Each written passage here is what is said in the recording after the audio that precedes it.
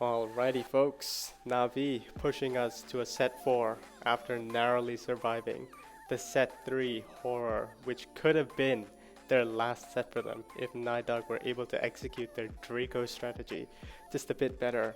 We're moving on now to set 4, which is Hot Zone on Dueling Beetles. Now, if Nidog want to stick with the same strategy, go with the Draco, I'd say it'd work a little bit better here due to the more close to mid-range engagements which could happen here. But nope, they don't want any of that. They don't want Navi having a Draco. They don't want them having the Melody either, which Suzuku piloted really well in the last game, and it caused them a lot of problems, so I don't blame them. Angelo gonna get taken out too. Very typical bans for when the enemy has first pick. Navi also banning out the very solid rollers, and they'll be picking up the Byron for themselves, which is going to be answered by the Sandy by FA Nidog, and also the Grey. I feel like the Sandy's very, very good. Obviously get those supers cycling in very easily on this map, but the Grey I feel like is kind of forced. They don't want Navi having the Grey because they can also bring out the Rosa, and we all know that the Rosa Grey strat is just so cheesy. Just teleport a 10k HP Rosa in every couple seconds, you're guaranteed to get that zone. And they're going to be pairing it with the Poco. So we've seen Poco double tank, but we've never seen one tank, two healers. So this is going to be very interesting, and Nidog going with a solid tank counter in Shelly. This is going to be a very interesting matchup. As I said, the Rosa is just going to be getting those heals constantly, and FA Nidog don't really have that much DPS except for the Shelly.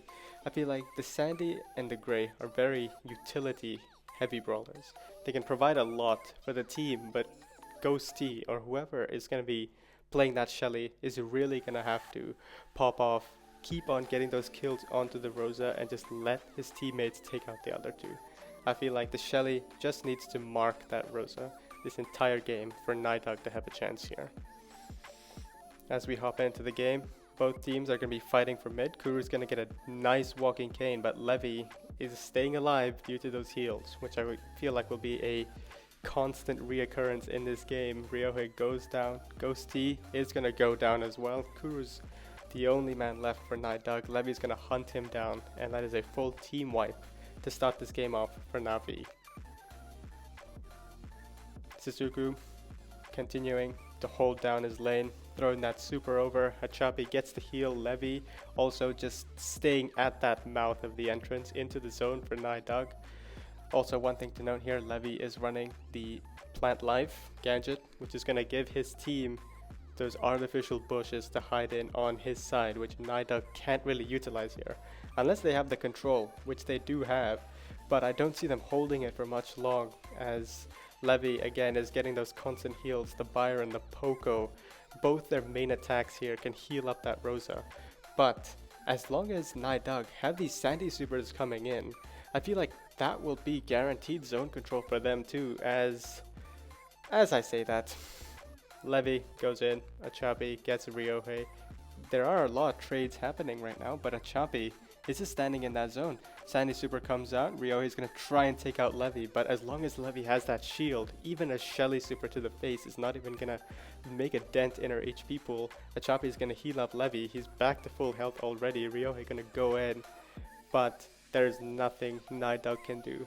There's just too much healing, and the Rosa with that 60% shield is pretty much unkillable here.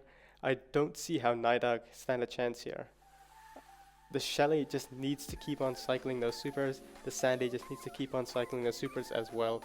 They need the utility flowing in non-stop. As soon as Kuru gets that super down onto the zone, he can't really do much else. And he's not really doing anything right now, missing those walking canes. He needs to land those so that he can break open the terrain and make sure that the Rosa has less places to sneak up on. He does miss a second one there, but Ryohei is doing amazing work on the top right, breaking those walls and the bushes as well. He does get taken out by the super from Suzuku. He does get a double there.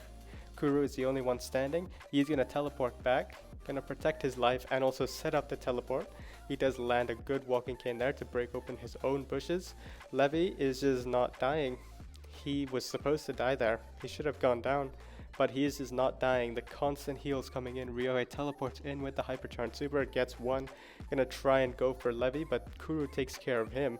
Achapi should be going down as well. They're spamming auto aim right now. Kuru does get the kill. Levi now, Hypercharge Super, probably going to move in with some assistance from Suzuku and the Poco as well. He does kind of get forced out of using the Hypercharge there. He gets pulled around the wall by Kuru.